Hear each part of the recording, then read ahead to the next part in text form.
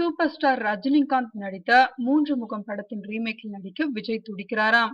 Super star Rajinikanth, Srividya ஆகியோர் நடிப்பில் மிரட்டியிருந்த மாப்பிள்ளை படத்தின் ரீமேக்கில் அவரது மருமகன் தனுஷ் நடித்தார். ரஜினி நடித்த மாப்பிள்ளையோடு ஒப்பிட்டு பார்த்த மக்களுக்கு தனுஷின் மாப்பிள்ளை படம் பிடிக்காமல் போய்விட்டதா?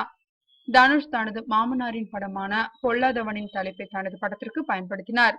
நான் சிகப்பு மனிதன், பாயும் புலி ஆகிய ரஜினியின் படங்களின் பெயர்களே விஷால் தனது படங்களுக்கு வைத்துள்ளார். நான் சிகப்பு மனிதன் சூப்பர் ஹிட் ஆகிவிட்டதா?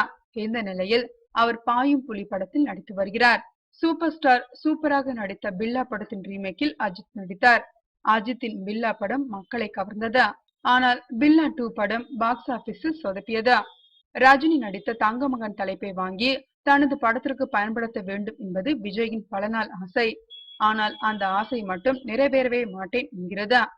ரஜினிகாந்த் அலெக்ஸ் பாண்டியன் என்னும் நேர்மையான போலீஸ் அதிகாரியாக நடித்த மூன்று முகம் படத்தின் ரீமேக்கில் நடித்துவிட முடிவு செய்துள்ளாராம் விஜய். இதன் மூலம் ஒன்றில்ல இரண்டல்ல மூன்று முகம் காட்ட விரும்புகிறாராம் விஜய்.